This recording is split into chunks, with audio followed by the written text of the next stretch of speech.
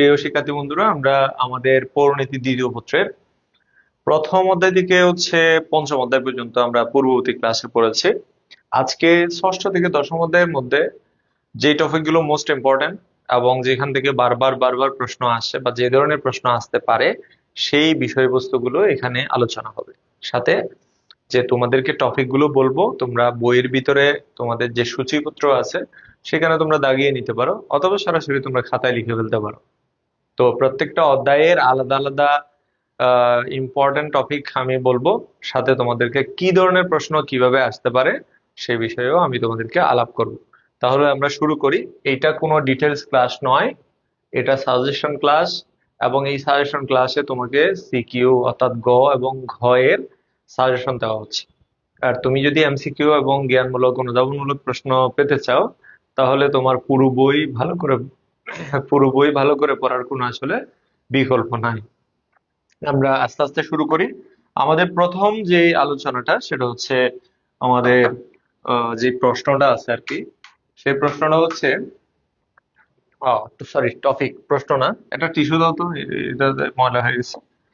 এখানে স্থানীয় শাসনের যে টপিকটা, এই অধ্যায়টা আসলে খুব চমৎকার একটা অধ্যায়।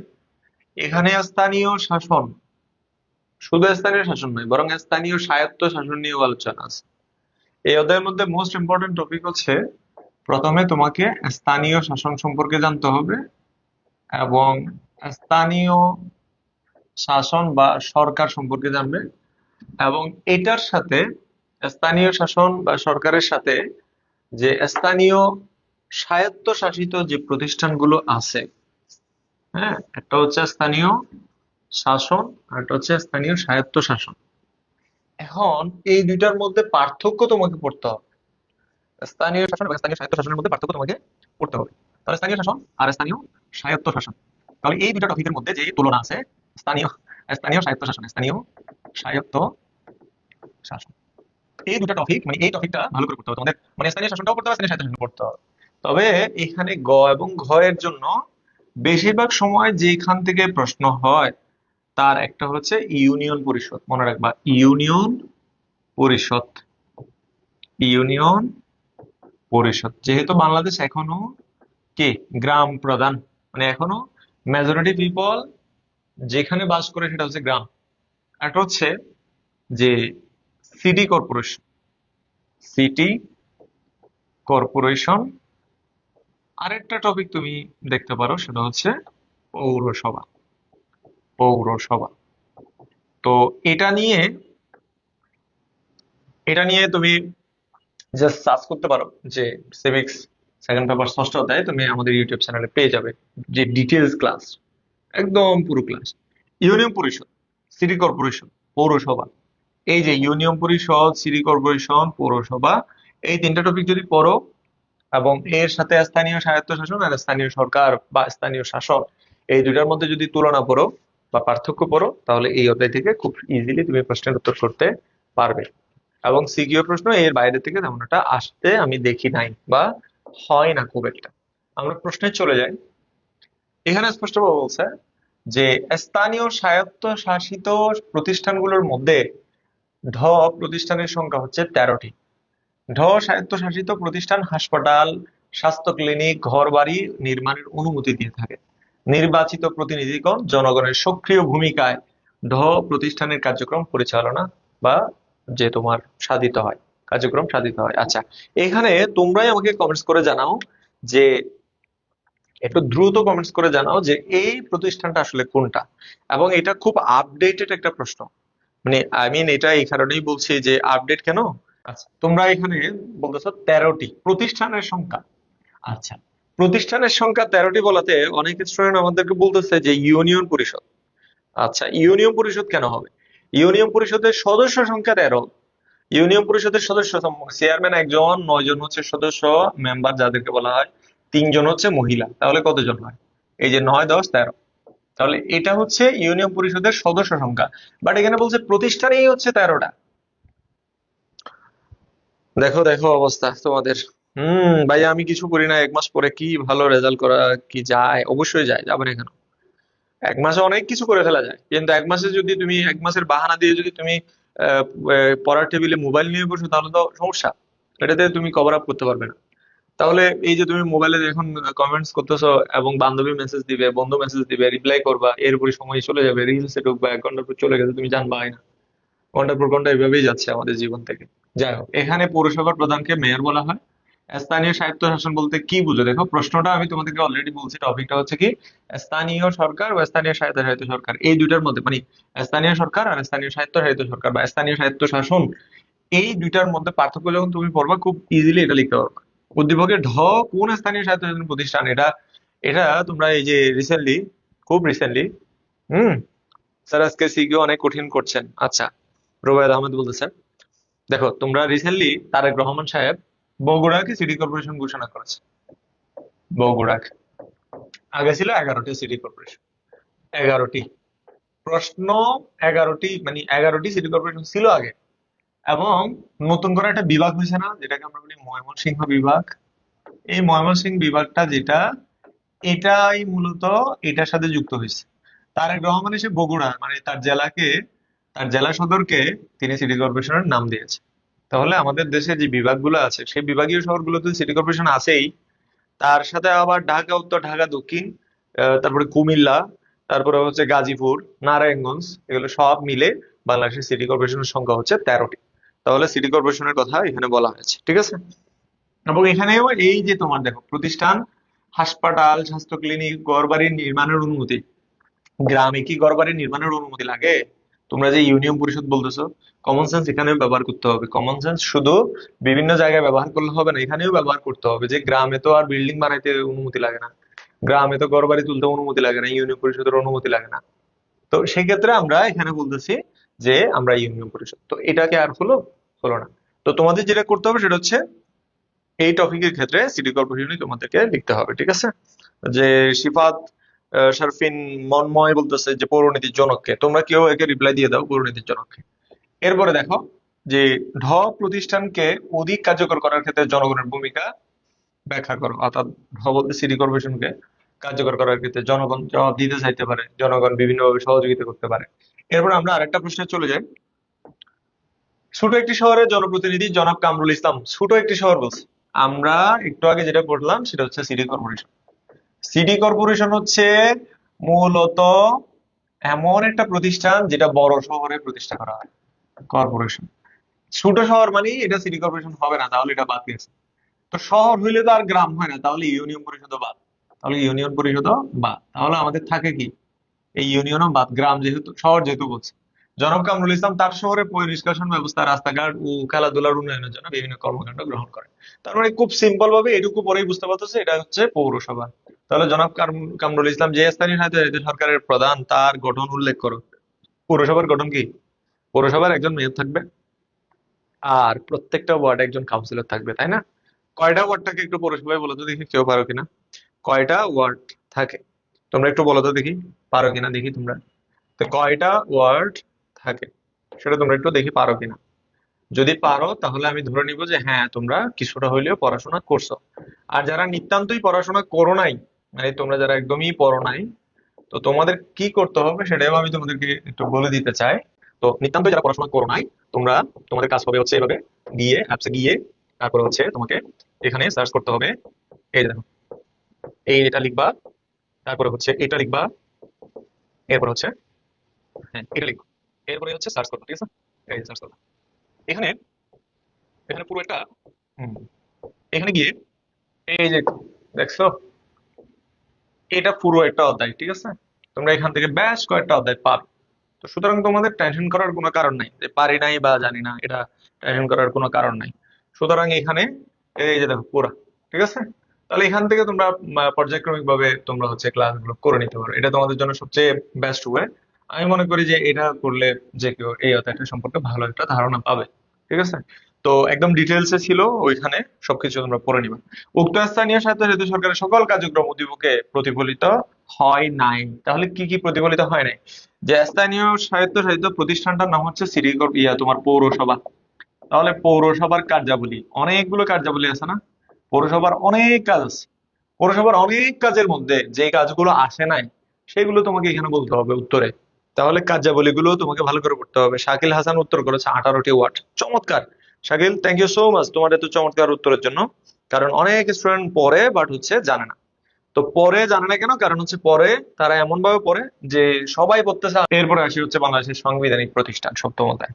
এই অধ্যায়টা মানে এতটাই গুরুত্বপূর্ণ যে এখানে আসলে বাদ দেওয়ার সুযোগ নেই। আমি এই কথাটা কেন বললাম যে সংবিধান ও সাংবিধানিক প্রতিষ্ঠান যতদিন বাংলাদেশ থাকবে ততদিন থাকবে। এটা কখনোই তোমরা বাদ দিতে পারবে না। এটা তুমি নিজে না জেনে, তুমি যদি না জেনে এখান থেকে পারও পেয়ে যাও ইন্টার থেকে, তোমাকে বিশ্ববিদ্যালয় ভর্তি পরীক্ষার আগে পড়তে হবে। তারপরে চাকরি জীবনে গিয়েও হলেও পড়তে হবে, কারণ চাকরি যারা দেয় তারাই তো এই প্রতিষ্ঠানগুলো। আমাদের এই অধ্যায়ের মধ্যে যে প্রতিষ্ঠানগুলো আছে, একটা হচ্ছে কর্ম কমিশন, এটা ভালো করে পড়বা। সরি, কর্ম কমিশন, হ্যাঁ, কমিশন ভালো করে পড়বা। আর একটা হচ্ছে নির্বাচন কমিশন, নির্বাচন কমিশন। আর একটা অ্যাটর্নি জেনারেল, অ্যাটর্নি জেনারেল, হ্যাঁ, অ্যাটর্নি জেনারেল, অ্যাটর্নি জেনারেল। আর একটা টপিক আছে যেটা হচ্ছে দুদক, দুদক। আমি এগুলো কেন বাদ দিতে দিচ্ছি না, কারণ হচ্ছে এগুলো তুমি পড়ো বা না পড়ো, পরীক্ষায় আসুক বা না আসুক, আমি জানি এখানে সবগুলো থেকে আসবে না, হয় বেশিরভাগ আসে কর্ম কমিশন থেকে, আর একটা দুদক থেকেও আসে, তো অ্যাটর্নি জেনারেল থেকেও আসে। নির্বাচন কমিশন থেকে এত বেশি না আসলেও তোমাকে জানতে হবে তো, এই জন্য তোমাদেরকে বলবো এগুলো পড়ো। বাট প্রশ্ন প্যাটার্নে দেখবা যে বেশিরভাগ সময় কর্ম কমিশন নয়তো হচ্ছে অ্যাটর্নি জেনারেল, এই টপিক গুলো থেকে ঘুরে ফিরে প্রশ্ন আসে। তাহলে টপিক গুলো তোমরা নিশ্চয়ই লিখে ফেলছো, ঠিক আছে? এরপর দেখো যে বিধান সরকার একটি গুরুত্বপূর্ণ। বিধান সরকার মানে এখানে আবার কোন সরকারকে বোঝাচ্ছে না, বাংলাদেশ সরকার বলে নাই, বিধান সরকার বলতে কিন্তু নাম, এটা হচ্ছে একজন ব্যক্তির নাম। তিনি একটি গুরুত্বপূর্ণ সাংবিধানিক পদে অধিষ্ঠিত আছে। উক্ত প্রতিষ্ঠান প্রজাতন্ত্রের কর্মে নিয়োগের জন্য যোগ্যতা সম্পন্ন মেধাবী ও দক্ষ লোক বাছাই কাজ করে। এখানে যে প্রতিষ্ঠানের কথা বলছে স্পষ্টতই এটা একটা সাংবিধানিক প্রতিষ্ঠান, এবং সেই সাংবিধানিক প্রতিষ্ঠানটার নাম কি তোমরা অনেকে হয়তো পারবে যে উদ্দীপকের সাথে তোমার প্রতিটা কোন সাংবিধানিক প্রতিষ্ঠানের মিল রয়েছে বা সাদৃশ্য রয়েছে ব্যাখ্যা করতে বলছে। এখানে মিল রয়েছে হচ্ছে মূলত সাংবিধানিক প্রতিষ্ঠানের ক্ষেত্রে আমরা যেটার মিল রয়েছে সেটা হচ্ছে কি, যে BPSC, এটার ফুল ফর্ম হচ্ছে Bangladesh, Bangladesh public service commission. এই যে আমি তোমাদেরকে মাত্র ইউটিউবে একটা যে তোমাদেরকে যে প্লে লিস্ট দেখালাম সেখানে তোমরা পাবে এগুলোর ক্লাস সবগুলো এখানে বাই সিরিয়ালে আছে। তাহলে বাংলাদেশ পাবলিক সার্ভিস কমিশন, এই বিপিএসসি, এই বিপিএসসি হচ্ছে বাংলাদেশের সরকারি একটা স্বায়ত্তশাসিত প্রতিষ্ঠান, যারা কিনা প্রজাতন্ত্রের কর্মকর্তা কর্মচারী নিয়োগ দেয়, তাদের বদলি, বেতন ভাতা, প্রশিক্ষণ থেকে শুরু করে সর্বক্ষেত্রে যে তারা মূলত কাজ করে থাকে সবকিছুর ক্ষেত্রে। অর্থাৎ প্রজাতন্ত্রের যত যা কিছু, যত কর্মকর্তা কর্মচারী দরকার, সব কর্মকর্তা কর্মচারী নিয়োগ দেয় হচ্ছে এই প্রতিষ্ঠানটি অর্থাৎ বিপিএসসি। তাহলে উদ্দীপকে তোমার প্রতিত কোন সাংবিধানিক প্রতিষ্ঠানের সাদৃশ্য আছে? তাহলে কোন প্রতিষ্ঠান? এই যে তোমার বাংলাদেশ সরকারি কর্ম কমিশন। আশা করি তোমরা এটা বুঝতে পারছো। উদ্দীপকে বর্ণিত প্রতিষ্ঠানের ভূমিকার উপর রাষ্ট্রের উন্নয়ন নির্ভরশীল, বিশ্লেষণ করো। কারণ দেশে যারা আমলা হবে, যারা কর্মকর্তা কর্মচারী হবে, তারা যদি ভালো হয় দেশ এগিয়ে যাবে, তারা যদি খারাপ হয় তাহলে দেশ পিছিয়ে যাবে, এই হচ্ছে কথা। আর এটা হচ্ছে মিস্টার ওয়াই একজন সিনিয়র আইনজীবী, তিনি যে কোনো আদালতে বক্তব্য পেশ করতে পারেন। তাহলে দেখো, সিনিয়র আইনজীবী যে কোনো আদালতে বক্তব্য পেশ করতে পারে, সরকারের পক্ষে আইনের জটিল প্রশ্নের মতামত দেন, তার কর্মকাণ্ডের উপর সরকারের ভাবমূর্তি নির্ভর করে, তবে অসদাচরণের কারণে তাকে অপসারণ করা যায়। তাহলে মিস্টার ওয়াই কোন ধরনের সাংবিধানিক পদে অধিষ্ঠিত আছেন? আমরা একটু আগে যে অ্যাটর্নি জেনারেলের কথা বললাম, এই অ্যাটর্নি জেনারেল হচ্ছে সেই ব্যক্তি যিনি কিনা, অ্যাটর্নি জেনারেল হচ্ছে সেই ব্যক্তি যিনি কিনা যে সাংবিধানিকভাবে রাষ্ট্রের সর্বোচ্চ আইন কর্মকর্তা, সাংবিধানিকভাবে রাষ্ট্রের সর্বোচ্চ কি আইন কর্মকর্তা, এবং তিনি সকল বারের প্রধান, মানে সব বারের প্রধান হচ্ছে তিনি, সাংবিধানিকভাবে সর্বোচ্চ আইন কর্মকর্তা, সকল বারের প্রধান, এবং তিনি সরকারের পক্ষে সরকারের আইনজীবী হয়ে কাজ করে থাকেন। ঠিক আছে? তাহলে এটা তোমরা মনে রাখবা যে সরকারি অ্যাটর্নি জেনারেল যে পদটা, সেই অ্যাটর্নি জেনারেলের পদটা সম্পর্কে এই টপিকে প্রশ্ন আসছে। তো কখনো কখনো তোমাদের যে দুদক সম্পর্কে প্রশ্ন আসতে পারে, যে দুর্নীতি দমনের লক্ষ্যে বা দুর্নীতিকে কমিয়ে আনার লক্ষ্যে যে 2004-এর দিকে একটা প্রতিষ্ঠান প্রতিষ্ঠা করা হয়েছে, যে প্রতিষ্ঠানটার কাজ হচ্ছে দুর্নীতি সম্পর্কে, যে দুর্নীতিকে কি করে। আমরা সপ্তম অধ্যায়ের পরবর্তী আলোচনা হচ্ছে আমাদের অষ্টম অধ্যায়, বাংলাদেশের নির্বাচন ব্যবস্থা। এখানে একটা টপিক ভালো করে পড়বে, এরপরে আমি নির্বাচন ব্যবস্থা, এখানে খুব সিম্পল একটা অধ্যায় এটা, খুব সিম্পল, এতটাই সিম্পল যে এখানে আসলে বোঝানোর মতো কিছু নাই।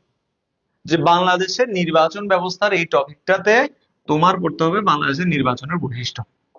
বাংলাদেশের নির্বাচন কেমন তোমরা সবাই নিশ্চয়ই জানো, যে বাংলাদেশের নির্বাচনের বৈশিষ্ট্যের মধ্যে বাংলাদেশের সার্বজনীন নির্বাচন ব্যবস্থা, অর্থাৎ যে কেউ ভোট দিতে পারবে, সবাই, দল মত ধর্ম বর্ণ জাত পাত নির্বিশেষে 18 বছর হইলে সবাই ভোট দিতে পারবে, এটাই হচ্ছে সার্বজনীনতা।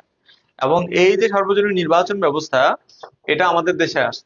এবং সরল ভোট পদ্ধতি, যে একজন একটা সিল নিয়ে যাবে, একটা ব্যালট পেপারে সিল মেরে দিবে, একটা সার্জারটা তাও তো ঘন্টা বলতে, তো সিল মেরে দিবে। এই যে সরল ভোট পদ্ধতি, এক ভোট একজন এক ভোট, এটা একইভাবে হচ্ছে আমাদের দেশে আহ নির্বাচন কমিশন নিরপেক্ষ, হ্যাঁ, কোনো রাজনৈতিক দলের পক্ষে নয়, বরং নিরপেক্ষভাবে রাজনৈতিক দলের পক্ষে না থেকে মূলত নির্বাচন পরিচালনা করে, এটা আমরা জানি। তো এখানে পড়তে হবে তাহলে বৈশিষ্ট্য। আর নির্বাচন যেগুলো হয়েছে এই পর্যন্ত বাংলাদেশে 13টি নির্বাচন হয়েছে। তো আজকে বেশিরভাগই 13, আস্তে আস্তে বারবার। বাংলাদেশে এই পর্যন্ত কয়টি নির্বাচন? 13টি নির্বাচন হয়েছে। তো ত্রয়োদশ জাতীয় সংসদ নির্বাচনে, ত্রয়োদশ জাতীয় সংসদ নির্বাচনে আমাদের যে নির্বাচন হয়েছে বাংলাদেশের, সেই নির্বাচনে বিএনপি একচ্ছত্রভাবে, মানে একচেটিয়া ভাবে তারা নির্বাচনে জয়লাভ করেছে এবং তারা সরকার গঠন করেছে। তো আমাদের যে নির্বাচনগুলো মনে রাখতে হবে, তার মধ্যে একটা হচ্ছে প্রথম নির্বাচনটা মনে রাখতে হবে। প্রথম বাংলাদেশে 1973 সালে 7ই মার্চ একটা নির্বাচন হয়েছে। আমি তাহলে তোমাদের টপিকগুলো এখানে লিখে দিচ্ছি, বৈশিষ্ট্য পড়তে হবে ভালো করে। এবং এর পাশাপাশি হচ্ছে বাংলাদেশের যে নির্বাচন, প্রথম নির্বাচন, এই নির্বাচন পড়বা ভালো করে। এরপরে হচ্ছে নবম জাতীয় সংসদ নির্বাচন, আর এটা হচ্ছে ত্রয়োদশ যে নির্বাচন হয়েছে। প্রথম নির্বাচনটা হচ্ছে 7ই মার্চ 1973। এটা পরীক্ষায় প্রায় সময় আসতে দেখা যায়, বা কত সালে প্রথম নির্বাচন অনুষ্ঠিত হয়েছে বাংলাদেশে। আর ত্রয়োদশ জাতীয় সংসদ নির্বাচন কখন হয়েছে তোমরা নিশ্চয়ই জানো, এটা তোমরা দেখেছো এবং তোমাদের যথেষ্ট বুদ্ধি বিবেক হয়েছে এবং তোমরা যথেষ্ট মেচিউরড হয়েছে। শিফাত সারফিন মন্ময় বলছে যে আমরা অফলাইনে কোথায় পড়াই, আমাদের অফলাইনের ঠিকানা তুমি জানতে অবশ্যই আমাদেরকে মেসেজ করতে পারো। তো এক্ষেত্রে আমরা উত্তর দিয়ে দিব। আমাদের অফলাইন হচ্ছে চকবাজার ব্রাঞ্চ, আমাদের চট্টগ্রাম চকবাজার, যেটাকে শিক্ষানগরী বলা হয়, চট্টগ্রামে শিক্ষানগরী চকবাজার। তাহলে দেখো বৈশিষ্ট্য হচ্ছে এগুলো। বৈশিষ্ট্য, প্রথম নির্বাচন। বৈশিষ্ট্য কোনগুলা বলছি, ওই যে তোমার সাধারণ নির্বাচন পদ্ধতি এবং একজন এক ভোট, তারপরে হচ্ছে প্রাপ্তবয়স্ক ভোটাধিকার, সার্বজনীন ভোটাধিকার এবং সরল ভোট পদ্ধতি, এগুলোই ঘুরে ফিরে আসবে, ঠিক আছে। গণতান্ত্রিক পদ্ধতি, তারপরে হচ্ছে তোমার নির্দলীয় নিরপেক্ষ নির্বাচন কমিশন, এগুলো হচ্ছে নির্বাচনের বৈশিষ্ট্য। বাংলাদেশের নির্বাচন ব্যবস্থার বৈশিষ্ট্য পড়লে তোমার এই অধ্যায়ে হয়ে যাবে। এবং এগুলো কেন পড়বা জানো, এগুলো হচ্ছে তোমার এখান থেকে এমসিকিউ বা জ্ঞানমূলক প্রশ্ন আসতে পারে। এই অধ্যায়টাতে আমরা তাহলে ডিরেক্ট চলে যাই আমাদের যে প্রশ্নগুলো হয়েছে। লুকমানপুর গ্রামের ফারুক সাহেব একজন সৎ ও নির্ভীক ব্যক্তি। তিনি তার এলাকায় অত্যন্ত জনপ্রিয়। আর্থিকভাবে তিনি সচ্ছল না হয়ে প্রার্থী হিসেবে নির্বাচনে দাঁড়িয়েছেন। এলাকাবাসী চাঁদা তুলে তাকে নির্বাচন দাঁড় করিয়েছে। একক সংখ্যাগরিষ্ঠতা পেয়ে তিনি নির্বাচনে জয়লাভ করেন। উদ্দীপকের ঘটনার আলোকে নির্বাচনে জনগণের সক্রিয় ভূমিকা ব্যাখ্যা করো। এই যে এই নির্বাচনে যে জনগণের অংশগ্রহণ, এটা অনেকটা চোখে পড়ার মতো, যেটা সচরাচর আমাদের দেশে হয় না। আমাদের যে পলিটিক্যাল কালচার আছে, এটা তেমন একটা আসলে এই যে উদ্দীপক এটার সাথে যায় না আর কি। তো যদিও তারপরে আমাদের 2026-এ যে নির্বাচন হয়েছে, ত্রয়োদশ জাতীয় সংসদ নির্বাচন, সেখানে আমরা বিভিন্ন প্রার্থীর ক্ষেত্রে দেখেছি, যেমন হাসনাত আব্দুল্লাহ, তাসনিম জারা, তারপরে হচ্ছে উসমান হাদি যাকে হত্যা করা হয়েছে, এরপরে হচ্ছে আরো যারা ছিল, তাদের অনেকেই হচ্ছে জনগণের টাকায় নির্বাচন করেছে, জনগণ টাকা দিয়েছে, নির্বাচন করেছে, নির্বাচনে এমপি হয়েছে, এইভাবে। তো উদ্দীপকের ঘটনার আলোকে নির্বাচনে জনগণের সক্রিয় ভূমিকা ব্যাখ্যা করতে বলছে। আচ্ছা, প্রতিনিধিত্বমূলক গণতন্ত্র প্রতিষ্ঠা নির্বাচনের প্রয়োজনীয়তা উদ্দীপকের আলোকে বিশ্লেষণ করো, যে নির্বাচন কেন দরকার। তো নির্বাচন মানে কি? নির্বাচন মানে হচ্ছে প্রতিনিধি বাছাইকরণ। যে নির্বাচন যদি না হয় তাহলে প্রতিনিধি বাছাই করতে পারবো না। তো বাংলাদেশের যে নির্বাচনের বৈশিষ্ট্য আছে, সে নির্বাচনের প্রতিনিধি বাছাই করতে হয় এবং সেটা নিরপেক্ষভাবে নির্দলীয় ভাবে নির্বাচন কমিশন সেই সুযোগটা করে দেয় আমাদেরকে। এবং এক্ষেত্রে আমরা আমাদের পছন্দসই যে কোনো প্রার্থীকে আমরা ভোট দিতে পারি গোপন ব্যালটের মাধ্যমে। কিসের মাধ্যমে? গোপন ব্যালটের মাধ্যমে। এটা কেউ আসলে দেখতে পায় না যে আমি কাকে ভোট দিলাম। ওকে, এরপরে আসি হচ্ছে আমাদের পরের আলোচনা, সেটা হচ্ছে কি বাংলাদেশে অনুষ্ঠিত জাতীয় সংসদ নির্বাচনগুলোর মধ্যে একটি নির্বাচন হয়েছিল ডিসেম্বর মাসে। সেই নির্বাচনে একটি বড় রাজনৈতিক দলের স্লোগান ছিল দিন বদলের ডাক। এটা 2000 অন্য একটি বড় রাজনৈতিক দলের স্লোগান ছিল দেশ বাঁচাও মানুষ বাঁচাও। সবিসহ ভোটার তালিকা প্রণয়ন, স্বচ্ছ ব্যালট প্রদান প্রভৃতি নতুন উদ্যোগে নির্বাচন কমিশন একটি সুষ্ঠু ও নিরপেক্ষ নির্বাচন উপহার দেয় এদেশের গণতন্ত্রকামী জনগণকে এবং দীর্ঘ 2 বছরের রাজনৈতিক সংকটের অবসান হয়ে গণতান্ত্রিক শাসন ব্যবস্থায় ফিরে আসে। এই যে তোমাদেরকে কেন আমি প্রথম, তারপরে নবম এবং 13তম এগুলো পড়তে বলছি, এটা হচ্ছে নবম। নবম জাতীয় সংসদ নির্বাচনে আওয়ামী লীগ এই যে দিন বদলের ডাক এই স্লোগানে নির্বাচন করেছিল, ঠিক আছে? তো দেশ বাঁচাও মানুষ বাঁচাও এই নির্বাচন করছিল, এটার স্লোগান ছিল হচ্ছে বিএনপি এবং তার জোটের। তো এখানে আমরা যদি যাই, উদ্দীপকে যে নির্বাচনের কথা বলা আছে সেটা হচ্ছে নবম জাতীয় সংসদ নির্বাচনের কথা। তো নবম জাতীয় সংসদ নির্বাচন না বললে এখান থেকে উত্তর করতে পারবে না। উদ্দীপকে উল্লেখিত নির্বাচন কিভাবে বাংলাদেশের গণতান্ত্রিক শাসন ব্যবস্থায় ফিরিয়ে আনে বিশ্লেষণ করো। তো তোমাকে হিস্ট্রি গুলো পড়তে হবে, বিশেষ করে এখানে যে ইতিহাস। তো অনেক সময় প্রশ্ন এভাবেই আসতে পারে যে উদ্দীপকে উল্লেখিত নির্বাচন কিভাবে হয়েছিল বা নির্বাচন পদ্ধতির বৈশিষ্ট্য কি সেটা ব্যাখ্যা করতে বলবে, তখন তোমাকে ওই বাংলাদেশের নির্বাচন পদ্ধতির বৈশিষ্ট্য ব্যাখ্যা করতে হবে। এই হচ্ছে প্রশ্ন, এই হচ্ছে প্রশ্নের প্যাটার্ন, এই হচ্ছে টপিক। এগুলো যদি তুমি পড়ো তাহলে সহজে উত্তর করতে পারবা, আর যদি তুমি না পড়ো তাহলে সহজেই এখান থেকে উত্তর করতে পারবে না। এবং এটাই হচ্ছে লিমিটেশন। এবং সিভিক্স এর ক্ষেত্রে কোনো টপিকই কঠিন না, বাট তোমাকে বুঝতে হবে, জানতে হবে যে কোন টপিক থেকে কিভাবে প্রশ্ন আসতে পারে বা কি ধরনের প্রশ্ন আসে। আমরা আরেকটা অধ্যায়ে চলে যাই। আমরা এই পর্যন্ত হচ্ছে 8টা অধ্যায় পড়েছি, নবম অধ্যায়ে আমরা চলে আসলাম। বাংলাদেশের বৈদেশিক নীতি, এটা অনেক বড় একটা অধ্যায়। ঠিক সেম, তুমি যদি এই যে তোমার ইউটিউবে গিয়ে সার্চ করো এবং এখানে তুমি কোর্সে গেলে, প্লে লিস্টে গেলে তুমি পাবে। তাহলে দেখো এখানে যে বাংলাদেশের বৈদেশিক নীতি, যে আমরা যেটা জানি যে ফ্রেন্ডশিপ টু অল, মেলিক তোর নাম, যে বাংলাদেশের বৈদেশিক নীতি কেমন, এইটার ক্ষেত্রে আমাকে বেশি বেশি পড়তে হবে কি জানো, যে বৈদেশিক নীতির ক্ষেত্রে আমাকে পড়তে হবে বৈদেশিক নীতির বৈশিষ্ট্য, যে আমাদের দেশের বৈদেশিক নীতির বৈশিষ্ট্য কেমন। এই টপিকটাই মোস্ট ইম্পর্টেন্ট। এবং এর বাইরে আরো যে টপিক গুলো আছে তার মধ্যে একটা হচ্ছে SAARC, south Asian association for regional cooperation. এরপরে আছে হচ্ছে ইউনাইটেড নেশন, ইউএন, বুঝতে পারছো, ইউনাইটেড নেশন বা ইউএন। আরেকটা হচ্ছে ইউরোপীয় ইউনিয়ন, ইইউ। এই যে তিনটার মানে বললাম। আর একটা হচ্ছে ইসলামিক যে অর্গানাইজেশন, যেটা সেটাকে আমরা ওআইসি বলি, এটাও তোমরা পড়তে পারো। বাট বেশিরভাগ ক্ষেত্রে সার্ক এবং ইউএন থেকে প্রায় সময় পরীক্ষায় প্রশ্ন চলে আসে। তবে বেশিরভাগ ক্ষেত্রে বৈশিষ্ট্যটা প্রায় প্রশ্নের মধ্যে থাকে, যে বাংলাদেশের বৈদেশিক নীতির ধারণা ব্যাখ্যা করো বা বৈশিষ্ট্য ব্যাখ্যা করো। আচ্ছা, একটি স্বাধীন সার্বভৌম রাষ্ট্র হিসেবে জ্যাট নিম্ন বর্ণিত বৈশিষ্ট্যসমূহ অনুসরণ করে, যেমন আঞ্চলিক সহযোগিতা ও নিরাপত্তা নীতি, স্বাধীন ও জোট নিরপেক্ষ নীতি, পৃথিবীর সকল রাষ্ট্রের সাথে বন্ধুত্ব। এটা বাংলাদেশের কথা বলছে, যে জ্যাট নিম্ন বর্ণিত বৈশিষ্ট্য, অর্থাৎ এটা বাংলাদেশ।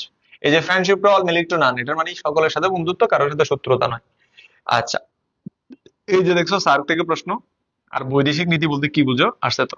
উদ্যোগের সাথে তোমার প্রতিটা কোন রাষ্ট্রের বৈদেশিক নীতির সাদৃশ্য রয়েছে ব্যাখ্যা করো। তাহলে এখানে আমাদের দেশে এই যে বাংলাদেশের যে বৈদেশিক নীতির যে বৈশিষ্ট্য রয়েছে, সে বাংলাদেশের বৈদেশিক নীতির বৈশিষ্ট্যগুলো তোমাকে ভালো করে জানতে হবে। এখানে বাংলাদেশ বৈদেশিক নীতির বৈশিষ্ট্য, যে বাংলাদেশের বৈদেশিক নীতি কেমন, যে সবার সাথে বন্ধুত্ব, কারোর সাথে শত্রুতা নয়, বাংলাদেশ জোট নিরপেক্ষ, এবং বাংলাদেশ উন্নয়নমুখী, বাংলাদেশ হচ্ছে আদর্শ ভিত্তিক, বাংলাদেশ সাম্রাজ্যবাদী, এবং হচ্ছে যে তোমার যুদ্ধবাদী নয়। এগুলো হচ্ছে আমাদের দেশের বৈদেশিক নীতি, বুঝতে পারছো? তাহলে আহ ভাইয়া, বাংলাদেশে সর্বপ্রথম প্রধানমন্ত্রী কে ছিলেন? আচ্ছা, এটা একটা চমৎকার প্রশ্ন। বাংলাদেশের প্রথম নির্বাচিত প্রধানমন্ত্রী হচ্ছে শেখ মুজিবুর রহমান, কিন্তু বাংলাদেশের প্রথম প্রধানমন্ত্রী হচ্ছে তাজউদ্দিন আহমেদ। এটা মনে রাখবা, নির্বাচিত বললে শেখ মুজিবুর রহমান, আর প্রথম কে? তাজউদ্দিন আহমেদ। ওকে। আচ্ছা, এখানে দেখো উদ্দীপকের সাথে সাদৃশ্যপূর্ণ রাষ্ট্রের বৈদেশিক নীতি বিশ্ব শান্তি প্রতিষ্ঠার ব্যাপক ভূমিকা পালন করবে। এই যে সাদৃশ্যপূর্ণ রাষ্ট্রের আমাদের দেশের যে বৈশিষ্ট্যের কথা, এই যে বৈশিষ্ট্য টপিকটা না বললে, বৈশিষ্ট্য না বললে, এখানে তো 3টা আছে মাত্র। আমাদের দেশের আঞ্চলিক যে বৈদেশিক নীতি যে আরো বৈশিষ্ট্যগুলো আছে, সেই বৈশিষ্ট্যগুলো যদি তুমি না পড়ো তাহলে এখান থেকে সহজে উত্তর করতে পারবে না। সুতরাং তোমাদেরকে এখান থেকে অবশ্যই এটাকে ভালো করে পড়তে হবে, অর্থাৎ বৈশিষ্ট্য ভালো করে পড়তে হবে, সার্ক ভালো করে পড়তে হবে, ইউএন ভালো করে পড়তে হবে, আর হচ্ছে ইউরোপীয় ইউনিয়ন, ইইউ। আমরা আরেকটা প্রশ্ন দেখি। ক রাষ্ট্রে, দেখো প্রায় সময় কিন্তু বৈশিষ্ট্য থেকে আসবে। ক রাষ্ট্রের জন্মের পর রাষ্ট্রটি একটি আন্তর্জাতিক সংস্থাপদ লাভ করে। সংস্থাটি আন্তর্জাতিক শান্তি ও নিরাপত্তা নিশ্চিত করার পাশাপাশি শান্তিপূর্ণভাবে বিরোধ নিষ্পত্তির জন্য চেষ্টা করে। আন্তর্জাতিক শান্তি ও নিরাপত্তা, এটার জন্য কাজ করা হচ্ছে ইউএন, ইউনাইটেড নেশন। আচ্ছা, উদ্দীপকের সাথে তোমার প্রতিটা কোন আন্তর্জাতিক সংস্থার সাদৃশ্য রয়েছে ব্যাখ্যা করো। তাহলে কোনটা? United nation. এখন ইউএন যদি তুমি না পড়ো উত্তর করতে পারবে? পারবে না। উদ্দীপকের সাথে সাদৃশ্যপূর্ণ সংস্থা বিশ্বের সকল রাষ্ট্রের মধ্যে বন্ধুত্বপূর্ণ সম্পর্ক সৃষ্টির জন্য কাজ করছে। তুমি কি একমত? উত্তর, তোমাকে একমত হইতে হবে, কারণ একমত না হলে তো হবে না। কারণ ইউএন তো বিশ্ব শান্তি রক্ষা বা বন্ধুত্ব বজায় রাখার জন্য কাজ করে যাচ্ছে। এখন তোমাকে যুক্তি দিতে হবে যে ইউএন কি কি কাজ করে। এখন ইউএন কি কি কাজ করে, এটার জন্য তোমাকে ইউএন এর কার্যাবলী সম্পর্কে জানতে হবে। তো এই জন্য তোমরা তোমরা একটু কমেন্টস করো, তোমরা ক্লাসটা একটু শেয়ার করো, যাতে তোমাদের সহপাঠীরাও আমাদের সাথে যুক্ত হতে পারে। আমরা লাস্ট ওয়ানে চলে আসছি, তোমরা আর চলে যাও না, তোমাদের অনেকের ধৈর্য কুলাচ্ছে না, কারণ আমি জানি যে তোমরা 1 মিনিট 2 মিনিটের রিলস দেখো, স্ক্রোল করো। তো এই জন্য তোমাদের ধৈর্য অনেকটা কমে গেছে আর কি। 10ম অধ্যায়ের যে নাগরিক সমস্যা ও আমাদের করণীয় আছে, এই টপিকে আসলে আমি কি বলবো, এটা পুরোটাই হচ্ছে রিডিং পড়া। হ্যাঁ, এটাকে ভালো করে বুঝে বুঝে বুঝে বুঝে রিডিং করবা। তো তুমি রিডিং করলে তোমার লাভ কি হবে, তুমি একদিকে এখান থেকে প্রশ্ন আসলে সহজে লিখতে পারবা, তবে মাথায় রাখতে হবে এই ধরনের সহজ অধ্যায় থেকে প্রশ্ন আসলে এই প্রশ্নগুলো এড়িয়ে চলাই হচ্ছে বুদ্ধিমানের কাজ। তুমি বলতে পারো কেন এইতে এত সহজ প্রশ্ন আমি কেন উত্তর এড়িয়ে যাব, কারণ এই ধরনের অধ্যায়গুলোর প্রশ্ন তোমার সময় কিল করবে। তুমি লিখতে পারবে প্রচুর, তুমি লিখতেছো লিখতেছো লিখতেছো লিখতেছো, তোমার ভালো লাগবে লিখতে, কিন্তু ওই দিক দিয়ে অন্য আরেকটা প্রশ্নের সময় কি হবে, যে তোমার নষ্ট হবে। এই জন্য তোমার প্রশ্ন বাছাই করতে পারাটাও একটা যোগ্যতা, এবং প্রত্যেকটা শিক্ষার্থীর মধ্যে এই যোগ্যতা নাই, এটা নিঃসন্দেহে বলতে হবে। কারণ সবার বুদ্ধিরও যদি এই যোগ্যতা থাকতো তাহলে সবাই তো A+ পাইতো।